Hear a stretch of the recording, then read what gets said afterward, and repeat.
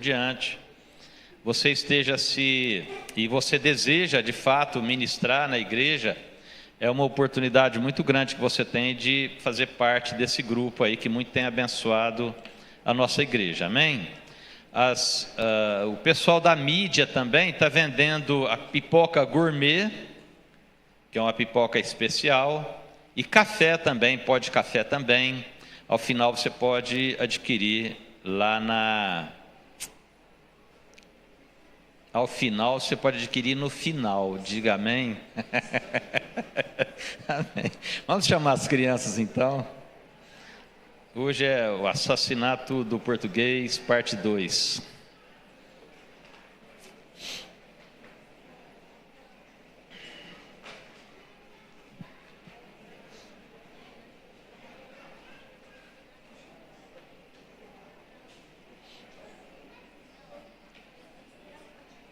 E aí, mocinha, como é que você está? Tudo bem? Tudo certo? Aleluia.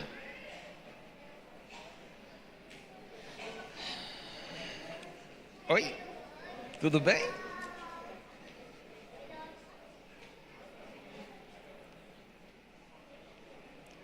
Você quer fazer a oração? Como é que é seu nome? Ana Laura Xavier Casauri. Amém. Então você vai fazer a oração então? Então segura aqui.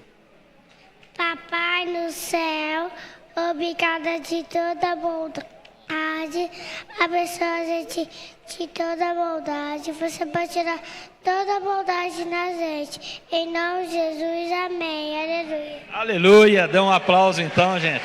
Deus abençoe vocês, vamos lá então, né, Dorje? Vamos lá, Deus, amém.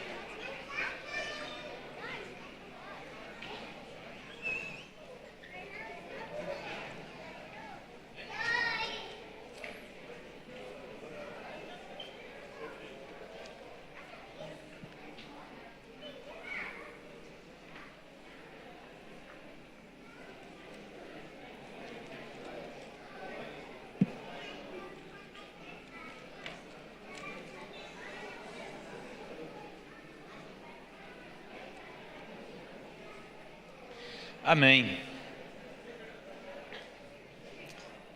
Ficou faltando algum aviso? Acho que não, né? Ficou não. Pessoal, vamos... nessa madrugada...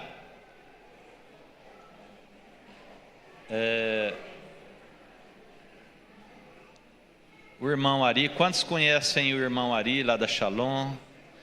O irmão Ari faleceu e ele estará sendo velado amanhã a partir das 5 horas da tarde na Shalom, e o sepultamento está marcado, se não me engano, para terça-feira, 7 da manhã, não é isso?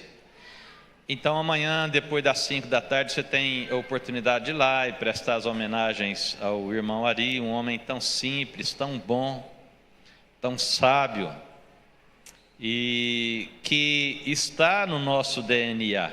Às vezes a gente não percebe isso, mas ele está no nosso DNA. E ele faleceu, mas ele deixou um legado tremendo, deixou uma igreja maravilhosa, com um trabalho educacional maravilhoso, com várias igrejas filhas pelo mundo, né? E até está sendo retardado um pouquinho o velório dele por conta de um dos filhos dele que mora nos Estados Unidos, que está para chegar amanhã, então, para ter esses últimos momentos com o pai dele. Então, para nós é motivo de tristeza, porque nós amamos muito a vida do Ari, pela simplicidade, pela profundidade que ele tem nos ensinos, pela experiência de vida e pelo legado que ele deixa também. Mas muito felizes também, porque temos a convicção de que ele está com o Senhor e deixou uma grande obra, inclusive a comunidade El Shaddai de Araguari, que é coberta por essa igreja desde então. Amém? Aleluia. Eu quero falar com os irmãos aqui sobre a carta aos Efésios, no capítulo 2. Nós vamos ler algumas passagens aqui, e é claro que não vai dar para a gente abordar tudo, que eu não quero extrapolar no tempo, mas nós precisamos entender um pouquinho o que nós vamos ler aqui no capítulo 2, né? E o título dessa mensagem, eu vou usar o mesmo título que é dado na própria Bíblia, que é a nova humanidade em Cristo Jesus. Amém? Nós temos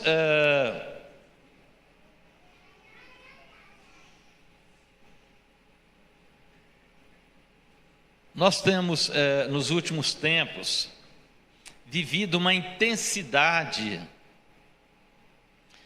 de assuntos pertinentes à política, que é o governo do homem sobre o homem, já de algum tempo. E eu tinha um professor de sociologia que toda vez quando ele preparava uma aula para falar sobre política, no final na última pessoa que falava, ele sempre chamava o pastor, por algum motivo. Então, a gente ia discutir sobre aquilo, sobre sociologia, ideologia, essas coisas e tal. E quando foi numa dessas aulas, isso já tem algum tempo já, nós tínhamos as 2 primeiras aulas, depois tinha um intervalo, e eu então, conversando com ele sobre isso, expondo para os colegas de curso, sobre as minhas ideias a respeito da política, numa perspectiva cristã, bíblica, nós chegamos a uma conclusão interessante que ele até concordou comigo. Ele era um homem militante, né? Se os irmãos entendem o que eu estou falando. E nós entendemos que a democracia, que já tem mais de 2.500 anos, não resolveu o problema do homem. A ditadura não resolveu o problema do homem. A anarquia não resolveu o problema do homem. E aí nós chegamos a uma conclusão lógica e óbvia e única possível, que o problema não está necessariamente nos regimes governamentais, mas que o problema está no homem. E aí eu lembrei ele e comecei a falar para ele sobre o que está escrito em João no capítulo 3. Em João no capítulo 3, irmãos, não precisam abrir, mas fala daquela conversa entre Nicodemos e Jesus. E Jesus, ele faz uma proposta. Ele diz: olha, aquele que não nascer de novo. Hoje o pastor Carlos esteve pregando pela manhã e ele usou uma expressão muito forte, muito verdadeira, dizendo que o pecado, ele causou uma rachadura, uma lesão no caráter do homem. E esse homem que aí está, que somos eu e você, precisamos de um novo nascimento, uma nova humanidade.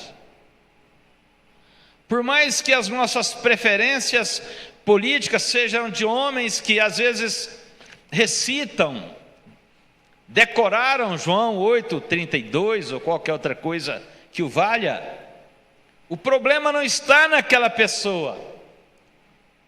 Aliás, o problema está nela, mas a solução não está nela. A solução está num novo nascimento, numa reconstrução. Quando Jesus diz: olha, deixai vir a mim as crianças, ou aquele que não tornar como uma criança, também ele dizia isso. Ele está falando que nós precisamos de uma reconstrução, e essa reconstrução, ela não passa somente por uma declaração universal dos direitos humanos, mas por uma compreensão daquele Horácio. Sabe aquele Horácio, aquele Horácio, sabe? Se esse Horácio não morrer, ele não pode ver o reino dos céus. Ele vai ser governado pelos homens, e como tal, sempre sendo governado por homens falíveis, igual aquele Horácio e qualquer um de nós que aqui estamos, e assim por diante. Então tudo passa por uma compreensão da nossa origem. E quando nós iniciamos a leitura desse texto, e nós podemos ler 5 ou 6 versículos dele, mas talvez nós venhamos a falar nessa noite somente sobre os 2 primeiros versículos do capítulo 2 da carta aos Efésios, porque aquela igreja ela era mais ou menos o que nós vivemos aqui hoje no mundo moderno, não somente em Araguari, mas em Uberlândia e em todo o mundo. Éfeso era uma cidade de muito progresso, de muita cultura, irmãos. Depois você leia sobre a cidade de Éfeso, muita cultura, muitos como é que chama? É anfiteatro, não é que chama o lugar de evento? Como é que chama, gente? Você aí que... lugar de evento, amém? Diga amém. Evento, estádio, cultura, conexão com o mundo inteiro naquela época. E é claro que eles não tinham internet, não tinham X, não tinham o Facebook, mas as conexões eram muito fortes, e a cultura muito falada naqueles tempos, e que não é nada diferente do que nós vivemos hoje. O apóstolo Paulo então escreve essa carta aos Efésios, e depois também nós vamos ver no Apocalipse, no capítulo 2 do livro de Apocalipse também, referências a essa igreja que estava ali em Efésios. O apóstolo Paulo tem uma longa vivência no meio desse pessoal, e nesse capítulo 2 ele vem falar sobre isso aí, sobre uma nova humanidade em Cristo Jesus. Às vezes nós desejamos muito nos espiritualizarmos e subirmos, quem sabe como o Red Bull que te dá asas, mas a palavra nos chama a trazer o reino de Deus para onde nós estamos. Então nós queremos sair de uma dimensão e partir para outra, e Deus nos chama a entender as coisas que são do alto, para que nós possamos vivenciá-las aqui em nome de Jesus, amém? E aqui quando ele começa, então essa parte do texto aqui que nós vamos experimentar, que está no capítulo 2, a partir do verso 11, ele vai dizer assim, olha: portanto, lembrem-se de que anteriormente vocês eram gentios por nascimento e chamados incircuncisão pelos que se chamam circuncisão feita no corpo por mãos humanas, e que naquela época vocês estavam sem Cristo, separados da comunidade de Israel, sendo estrangeiros quanto às alianças da promessa, sem esperança e sem Deus no mundo. Mas agora, em Cristo Jesus, vocês que antes estavam longe, foram aproximados mediante o sangue de Cristo, pois Ele é a nossa paz, o qual de ambos fez um e destruiu a barreira, o muro de inimizade, anulando em seu corpo a lei dos mandamentos, expressa em ordenanças. O objetivo dele era criar em si mesmo, dos dois, um novo homem, fazendo a paz e reconciliar com Deus os dois em um corpo por meio da cruz, pela qual ele destruiu a inimizade. Ele veio e anunciou paz a vocês que estavam longe e paz aos que estavam perto, pois por meio dele, tanto nós como vocês, temos acesso ao Pai por um só Espírito. Portanto, vocês já não são estrangeiros nem forasteiros, mas concidadãos dos santos e membros da família de Deus, edificados sobre o fundamento dos apóstolos e dos profetas, tendo Jesus Cristo como pedra angular, no qual todo edifício é ajustado e cresce para tornar-se um santuário santo no Senhor. Nele vocês também estão sendo edificados juntos para se tornarem morada de Deus por seu Espírito. Ao final desse texto, ele fala que nós estamos sendo o quê? Edificados. Lembram disso aí? Estamos sendo edificados com um propósito. E qual é esse propósito? Para sermos morada de quem? De Deus. Ele está falando aqui da igreja. Ele está falando aqui disso que nós estamos vivendo nessa noite. Ele está falando que aqui é lugar de nós sermos edificados. Agora, em tudo isso há uma grande responsabilidade. Porque percebam bem, ele fala que nós estamos sendo edificados para a morada de quem? De Deus. Isso é muito mais profundo do que nós imaginamos, porque se nós estamos sendo preparados para ser morada de Deus, o propósito final é de que eu e você sejamos reconhecidos com os próprios atributos de Deus.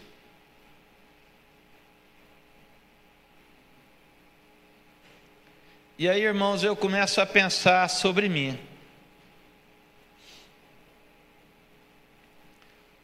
Como as minhas filhas me veem, como a minha mulher me vê,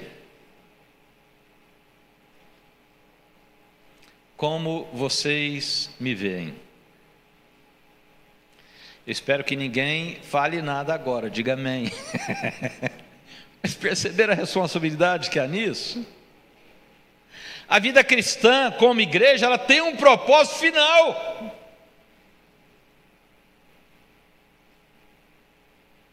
O propósito aqui da igreja, que o apóstolo Paulo está dizendo, não é eu vir à igreja e reconstruir a minha vida conjugal, se bem que isso vai acontecer.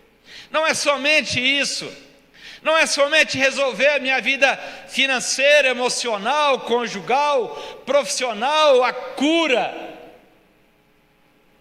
Mas o propósito para o qual nós somos reunidos nesse lugar é para que, sendo edificados, nós sejamos reconhecidos como morada de Deus. Infelizmente, algumas pessoas equivocadamente usaram a palavra de Deus de tal maneira que em algum momento essa palavra de Deus parece que haveria que se tornar um banco, onde você faz e recebe o seu dividendo.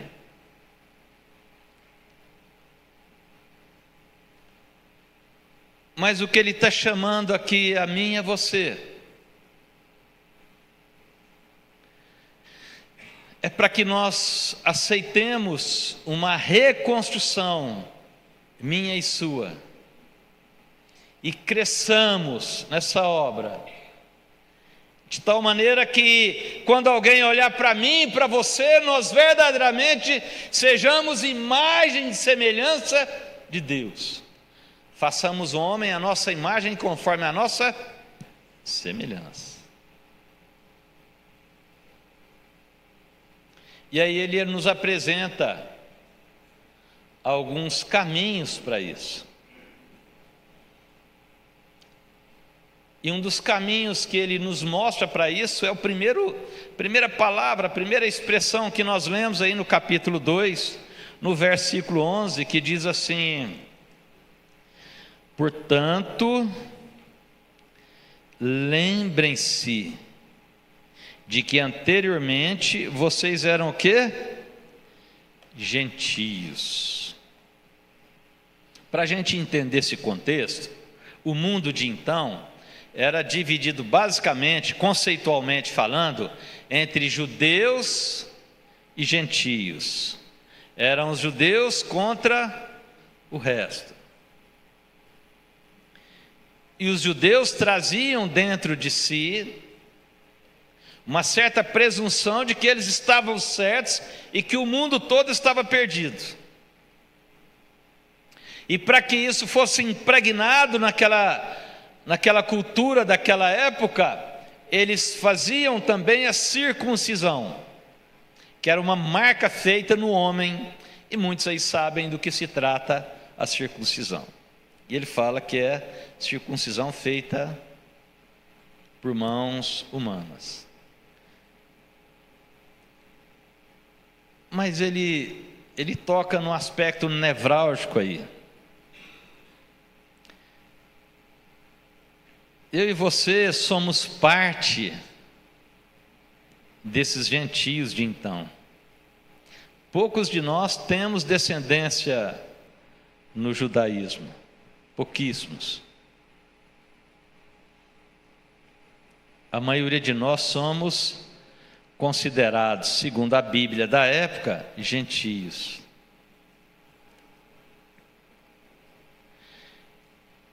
E ele diz assim, lembrai-vos. Paulo dá uma pisada na gente para nos trazer uma verdade. E nós precisamos de lembrar o nosso passado. É interessante isso. A Bíblia vai dizer em Lamentações que quero trazer à memória tudo que me dá esperança. Isso é um fato. Diante das adversidades, nós precisamos de buscar na nossa memória coisas que nos dão esperança. Mas tem momentos que nós temos que voltar atrás e cair em si e entender de onde nós vimos, para que nós possamos valorizar onde nós estamos.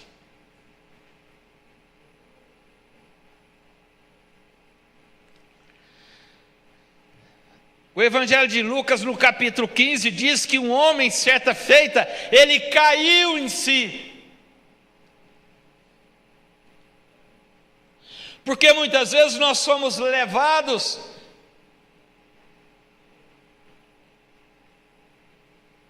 por um sentimento terrível de presunção, e somos dominados por isso. Enquanto estamos passando uma época boa nas nossas vidas, nós esquecemos da onde nós viemos.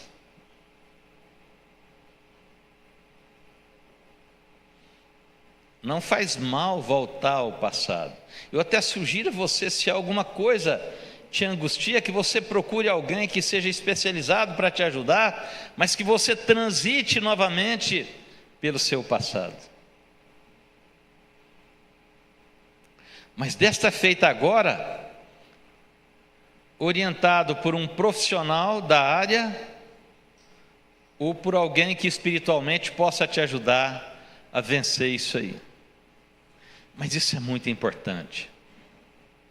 Hoje nós temos a psicologia, a psicanálise e alguma outra ciência que pode nos ajudar. Nós temos, sobretudo, as Escrituras Sagradas. E Deus está falando através do apóstolo Paulo para aquela igreja: olha, lembrai-vos. Os irmãos lembram da história minha da bicicleta aqui, que eu ganhei bicicleta? Quantos lembram aí? Deixa eu ver. Amém. Aquela bicicleta, ela teve um sentido para mim muito grande. É interessante isso. Quando era criança, eu tinha muita vontade de ganhar uma bicicleta. Muita vontade.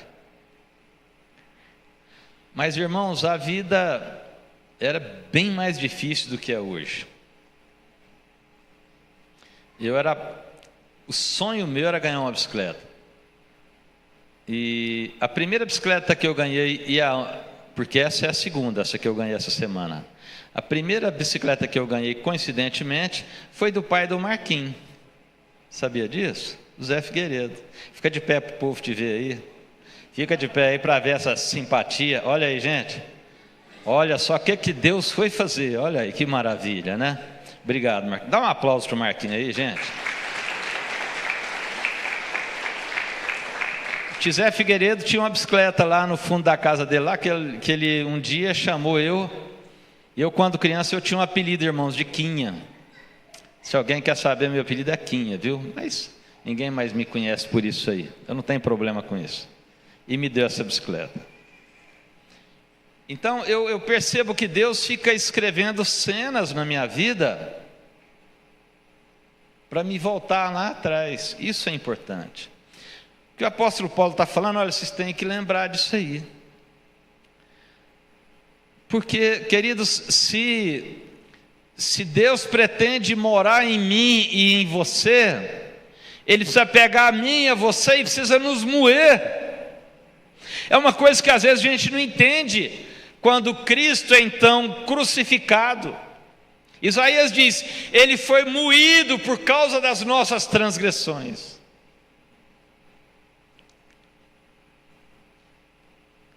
E Ele está falando, olha, igreja, nós precisamos de olhar para trás. E lá no início, Ele está dizendo, olha, naquela época, vocês eram considerados escória, gentios. E olha como é que tudo isso se fecha dentro de um processo. Nós sabemos, e aí que nós não queremos aqui glorificar nenhum homem, longe disso, mas honrar quem de fato merece honra. Pastor Ari é um grande personagem nessa história, porque essa obra, ela sempre foi coberta pelo pastor Ari. E ele fala, olha, lembrai-vos que outrora vocês eram o quê? Gentios, chamados incircuncisão pelos que se chamam circuncisão. E ele diz mais, ele diz que nós éramos estranhos às alianças. E eu tenho tentado, às vezes, nos momentos em que nós falamos aqui, trazer a compreensão da nossa igreja, e nós temos compreendido isso, graças a Deus, pela graça do Senhor, que a nossa vida, ela é uma sequência de atitudes, e essas atitudes, elas têm uma reverberação no mundo espiritual. Ele está dizendo que tinha uma época que nós éramos estranhos a uma aliança que Deus fez com o homem. E ele coloca uma outra coisa também, nós já vamos caminhando para o final, que o nosso tempo já está se esgotando. E ele vai falando, olha só, o que ele vai dizendo aqui.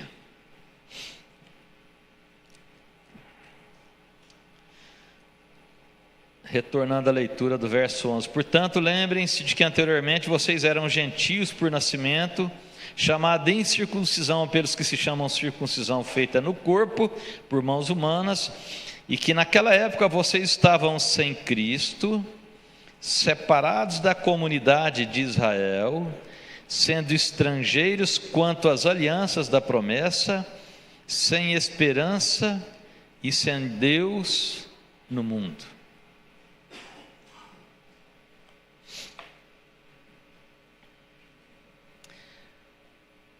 Irmão, se a Bíblia diz que, o pastor Carlos até usou essa expressão hoje, em Isaías, que os nossos pecados é que fazem separação entre nós e o nosso Deus.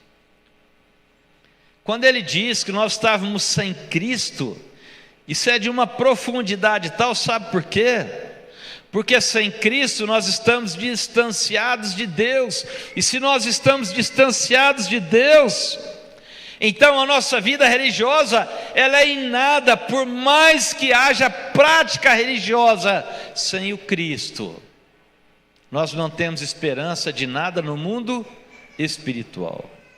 Por mais fortes que sejam as práticas religiosas, Se nós queremos entender de religião e tivermos oportunidade, que possamos ir à Índia, que tem algumas milhares de religiões e práticas religiosas, mas nenhuma delas tem o Cristo, porque o Cristo é quem nos habilita a nos aproximarmos de Deus.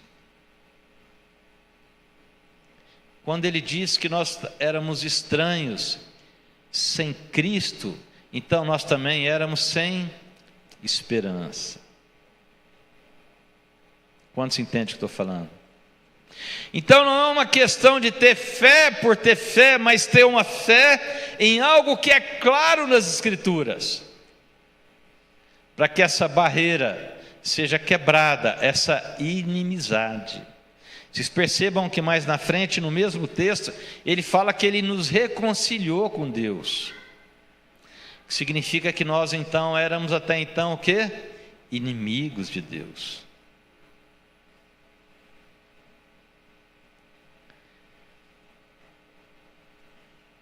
E antes de conhecer a palavra de Deus, muitos de nós estávamos aí numa prática religiosa muito forte e intensa, eu mesmo. Mas eu ainda não entendia o que significa o Cristo na minha vida.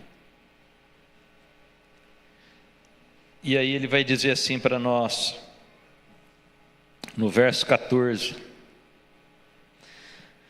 pois ele é a nossa paz. Olha só, o pastor Carlos falou sobre o reino, que o reino de Deus, ele é justiça, paz e alegria, e que não existe paz se não houver justiça. E o pastor Carlos lembrou para nós durante a pregação do que está escrito em Romanos, no capítulo 5, a partir do verso 1: justificados, pois, mediante a fé, tenhamos paz com Deus por meio de Jesus Cristo.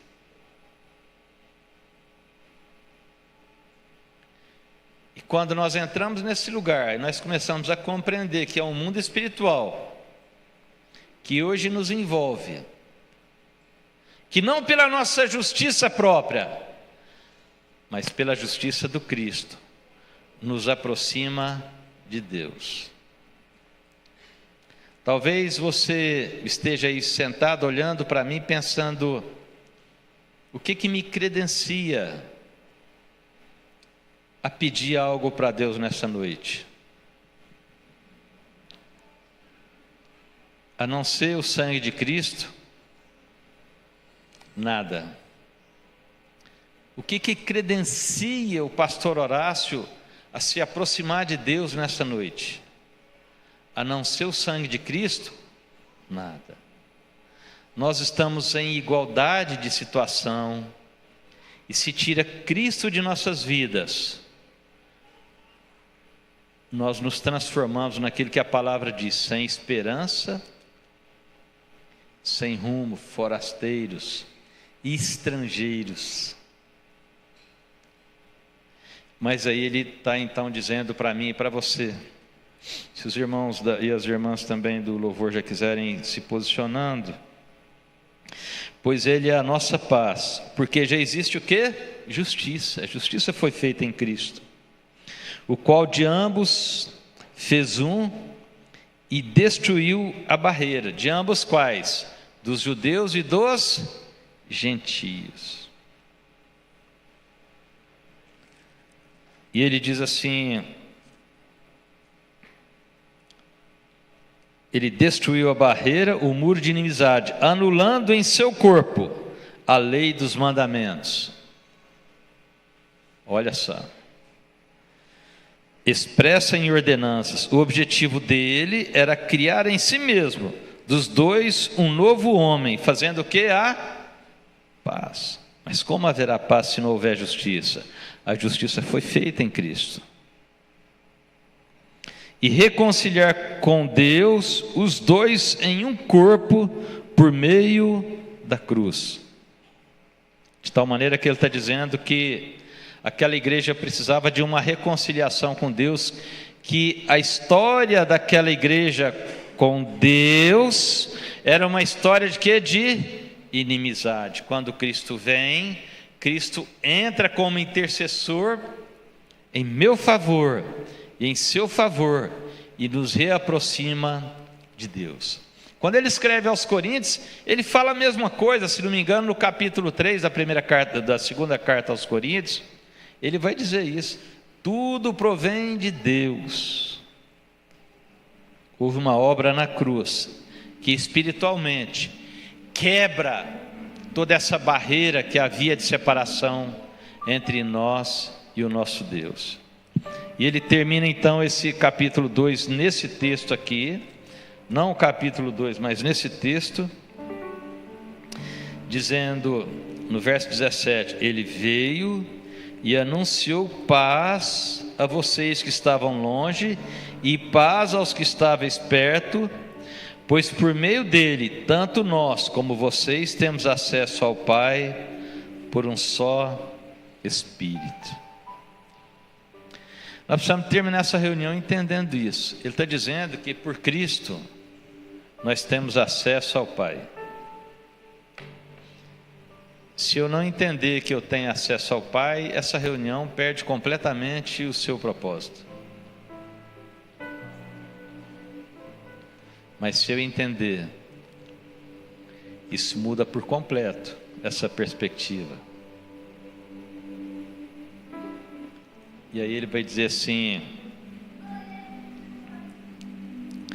portanto, verso 19: vocês já não são estrangeiros nem forasteiros, mas concidadãos dos santos e membros da família de Deus.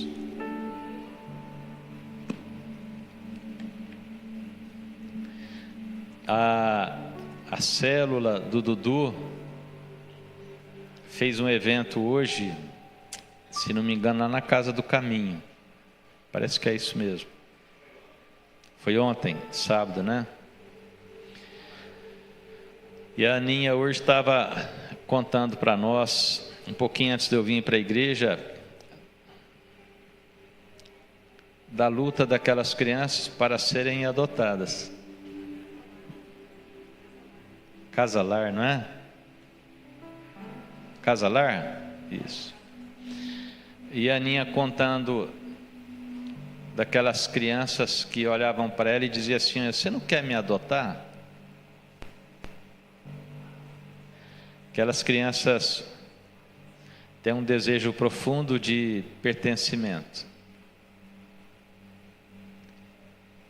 E os olhos da Aninha e da Elizabeth se encheram de água enquanto elas falavam aquilo.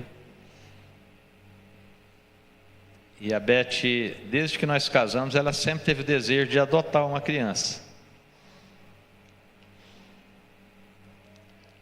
Mas quando eu vejo essa situação e vejo esse texto bíblico, a Bíblia diz que em Cristo nós somos adotados. A Bíblia diz que nós somos filhos adotivos, filhos por adoção. Está nessa mesma carta, capítulo 1. Por que essas crianças desejam uma adoção? Para termos uma referência. Nós começamos essa reunião citando o Salmo de número 46, verso 1. O Senhor é nosso refúgio e nossa fortaleza, socorro bem presente na tribulação. Aquelas crianças sentem uma necessidade de um socorro. E isso é muito triste e comovente a gente ver essa realidade. E queridos, às vezes no mundo espiritual nós estamos na mesma situação e nem percebemos.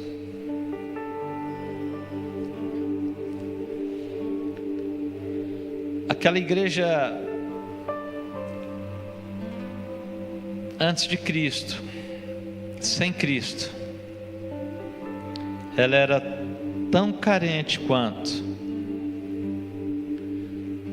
porque ela de fato não pertencia a uma família.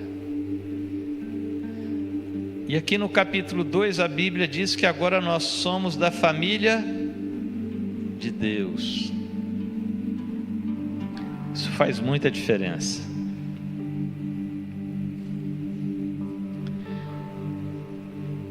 Boa parte da igreja não sabe disso, mas no mês de abril a Aninha foi acometida de uma enfermidade nos olhos muito grave, muito. E eu não sei se vocês sabem disso, mas pastor também chora de vez em quando, não é verdade, Elton? E pastor sofre. E quando ela teve aquela enfermidade, foi preciso de fazer uma intervenção muito rápida e com uma probabilidade de um gasto. É claro que não, Deus nos conduziu para outro caminho, fez um milagre maravilhoso, mas com risco de termos de desembolsar alguma quantia que nem caberia em nós. E é claro que ela tem o Dudu é um homem muito bom, um marido fora de série, supriria ela nessa necessidade. Mas ainda que ela não tenha me pedido isso, eu como pai, fiquei preparado para amparar ela naquele momento. Ela não me pediu, Dudu não me pediu, resolveram tudo muito bem. Mas o meu sentimento de pai, de um homem tão fraco, limitado, se preparou para que numa emergência eu pudesse supri-la e ajudar ela naquele momento, para que se eles não pudessem, eu estivesse ali do lado deles. Se o Horácio, um flamenguista, tão cheio de pecados, que são lavados pelo sangue de Cristo, mas tão limitado, me preparei para cuidar da minha filha, quanto mais o Pai que está nos céus. E essa convicção só está no nosso coração com respeito ao Pai que está nos céus, porque em Cristo Deus nos reuniu nesse lugar, judeus e gentios, para formar um novo homem e morar em nós. Qual é a angústia que tem batido no seu coração nessa noite? Jamais compare eu com Deus, longe disso. Não é sobre mim, a Bíblia é sobre Deus. E é justamente o que eu quero dizer para você, que quando o Senhor vai lá e pega os gentios e traz e forma uma igreja, Ele está também assumindo a paternidade sobre mim e sobre você. E se Ele está assumindo essa paternidade, nós podemos ter a convicção de que Ele é socorro bem presente na tribulação. Qual a sua necessidade para essa noite? Você pode ficar de pé.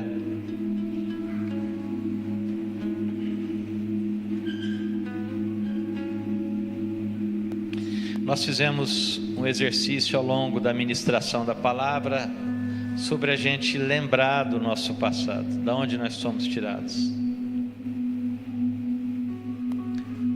Mas eu queria te fazer uma última proposta, enquanto a equipe de louvor nos abençoa com uma canção,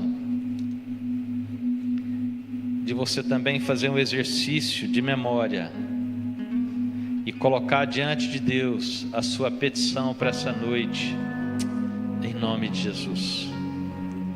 Se você veio para esse lugar, para esse ambiente, é porque o Senhor te trouxe aqui. E se Ele te trouxe aqui, Ele fez de você não um estrangeiro, não um forasteiro, não um estranho, mas você faz parte da família de Deus. E se você faz parte da família de Deus, você tem um pai amoroso, infalível. Pedro, quando escreve a carta, ele diz: lançando sobre ele toda a vossa ansiedade, porque ele tem cuidado de vós. Você veio aqui para ouvir que Deus tem cuidado de você. E mais do que fazer um grande sinal na sua vida, Ele quer morar dentro de você, em nome de Jesus. Podemos cantar uma canção nesse momento.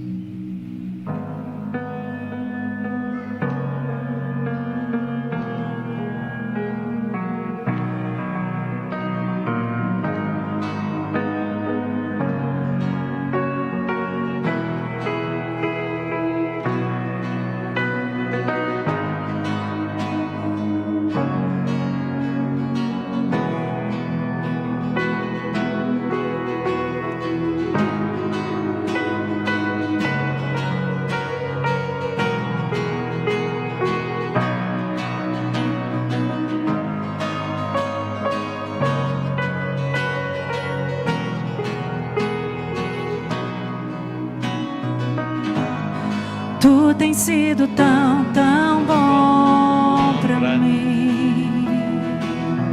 Oh, impressionante, infinito e ousado amor de Deus. Oh, que deixa as 99 só pra me encontrar.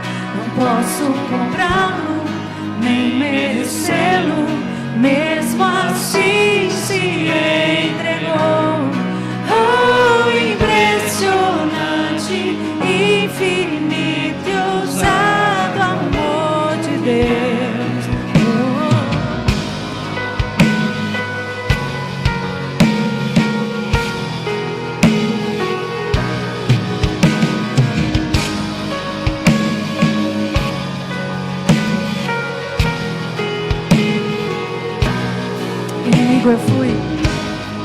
Inimigo eu fui, mas teu amor lutou por mim. Tu tens sido tão, tão bom pra mim. Eu não tinha valor, mas tudo pagou por mim. Tu tens sido tão, tão bom pra mim. Oh, impressionante, infinito e ousado amor de Deus. Oh, que deixa as 99 só pra me encontrar. Não posso comprá-lo, nem merecê-lo. Mesmo assim se entregou. Oh, impressionante, infinito e ousado amor de Deus. Aleluia. Nosso horário já está adiantado já, mas eu queria orar por você. Eu quero que você feche seus olhos, coloque a mão no seu coração e quero te convidar a repetir essa oração que eu vou fazer. Diga assim: Senhor Jesus, há um tempo atrás eu estava perdido, não tinha esperança, muitas angústias no coração, mas o Senhor trouxe a mim para este lugar e me reuniu com tantas pessoas, para que junto com essas pessoas a sua bênção fosse derramada sobre mim. Uma pessoa como eu, tão distante das promessas, pelo sangue de Cristo, se torna da família de Deus. E eu te peço, como filho do Senhor, que o Senhor possa alcançar a minha vida ao longo dessa semana. Eu te peço, em nome de Jesus, que possa trazer paz ao meu coração, porque a justiça já foi feita em Cristo Jesus. Por isso eu me alegro nessa noite, porque sei que grandes coisas o Senhor vai fazer, porque não sou mais estrangeiro, nem forasteiro, mas eu sou concidadão dos santos e da família de Deus. Muito obrigado por essa reunião, por esse lugar, em nome de Jesus. Dê um forte aplauso ao Senhor, que você possa viver intensamente essa vida em Cristo, em nome de Jesus. Deus nos abençoe.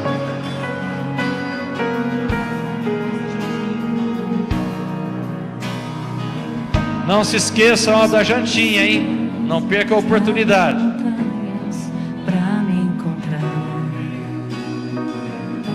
derruba muralhas, destrói as mentiras. Pra me encontrar, traz luz para as sombras, escala montanhas. Pra me encontrar,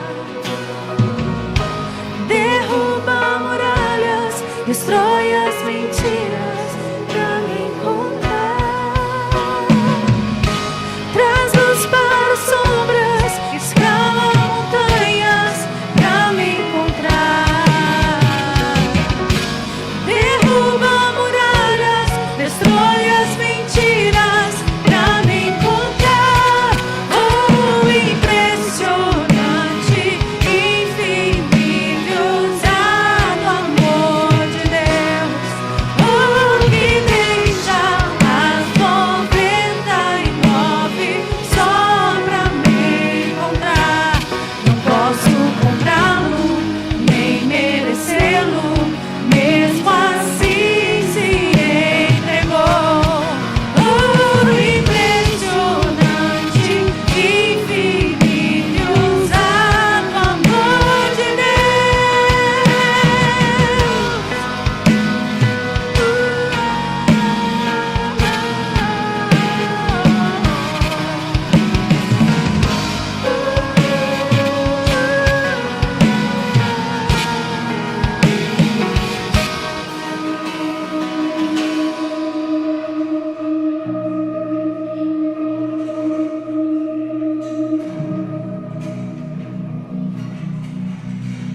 Sabe qual canção que eu lembrei hoje? Amor Inexplicável. Amor Inexplicável. Só ela que esses dias, muito boa, né? Dá uma tempo de ser lembrada aí, né, na igreja.